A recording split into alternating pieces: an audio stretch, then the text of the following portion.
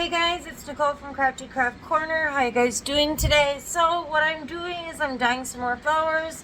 I've got some purple dye from the dollar store that I want to use right now, and I think it's going to look great with one of my vases. So these are the flowers that I have from sola.com. So I'm just going to pop a few out. Let's take you down so you can see.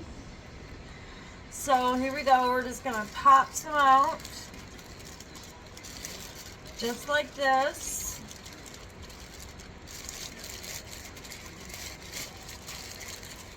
Just take them out. They'll all come out pretty nicely. Alright, so here we go. So now we've got the purple dye, so we've got some hot water. We're going to add it. The hotter your water, the more, the better your dye is going to actually show up. I'm using some vegetable glycerin to keep my flowers soft. Alright. Then I'm going to use a spoon and I'm going to stir it up.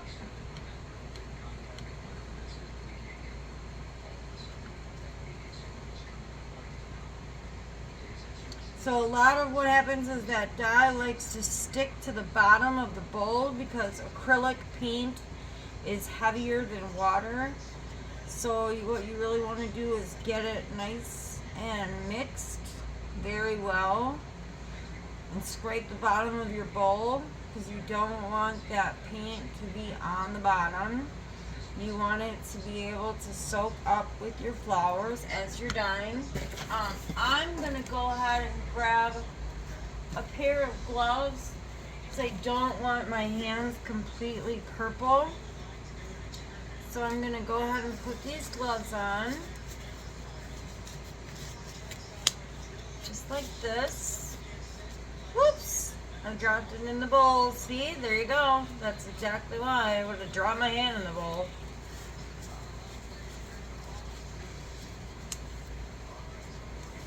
Alright. So here we go. Let's roll up my sleeves. Perfect. Okay. So now we've got our purple dye. We've got, my egg cartons are actually being used to dry other flowers right now, so I'm not using those.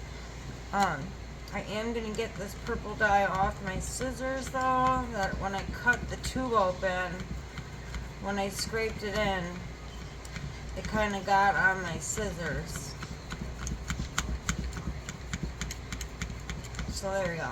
Alright. Let's dry these puppies off. Don't want my scissors to have purple dye on them because I use them for other things. So now let's go ahead and dip our flowers in and get them dyed nice and purple.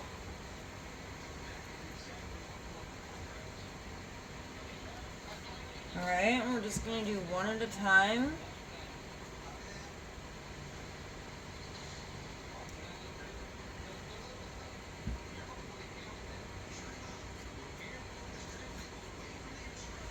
So, this dye is actually very, very, very purple.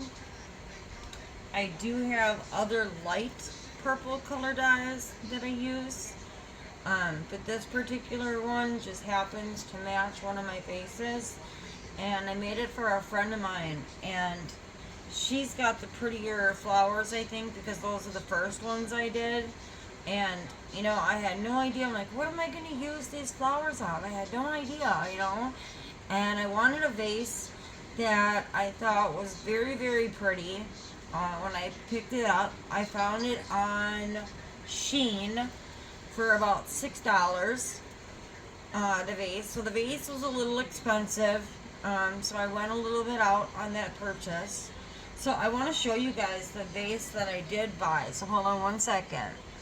Okay, so here's the base that I purchased. If you guys can see the purple on the bottom and then the blue on the top.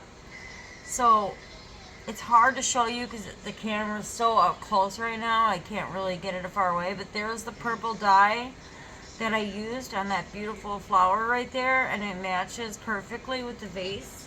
So I just thought, what a nice color. And I went ahead and I purchased two more vases, exactly the same. One for my mother, one for my friend, the first one, and then the third one for myself. So it really is a beautiful vase. I absolutely love it. You can't go wrong with it. It's just absolutely gorgeous. So we're going to dye all these flowers purple because I need them for my other vases. And this is the only purple that matches that vase. It's amazing.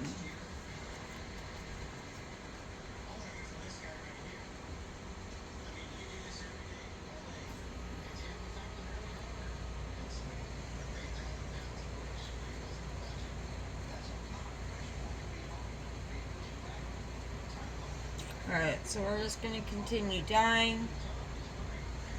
Oh, I see one that needs a little bit more.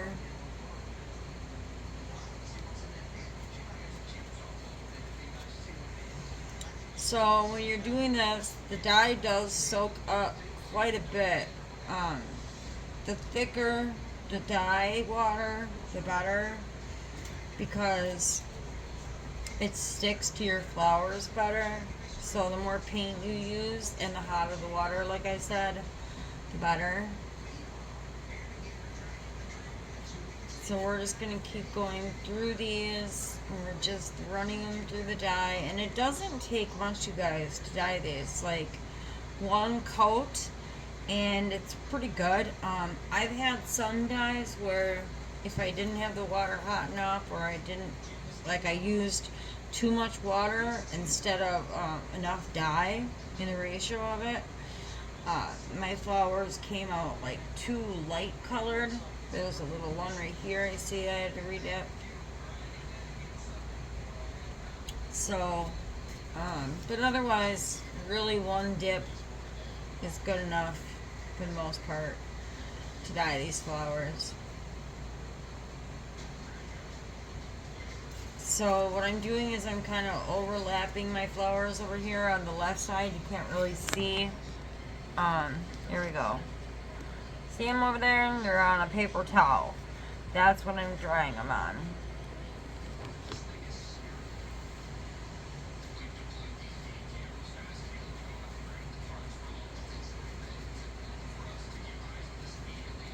So we are almost done dyeing. I might not have enough dye for all of these, which will be okay. I can always use them on a different color, because I am running out of liquid here in my bowl, which is alright. That is a-okay with me.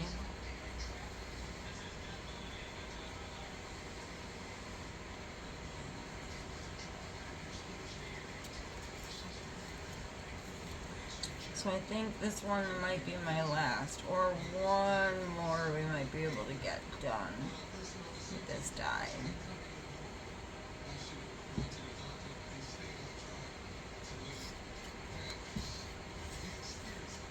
Yeah, this is the last one.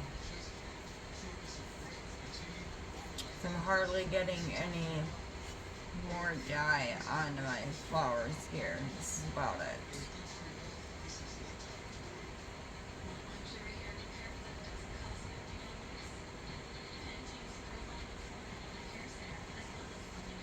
Alright. One more. Last one. I hope I can finish this one. Yep. I should be able to finish this one just fine.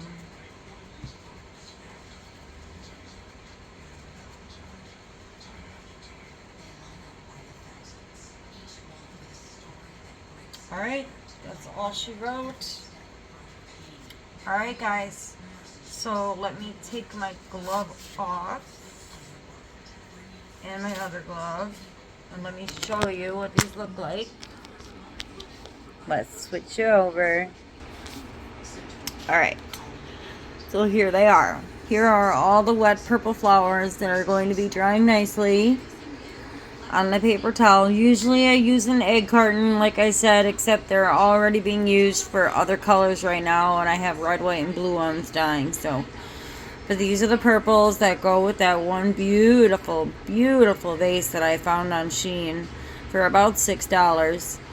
And then I purchased the flowers from Love Sola Wood, and then I usually get my dyes from Sola Woodflowers. This color purple, however, I did get at the dollar store.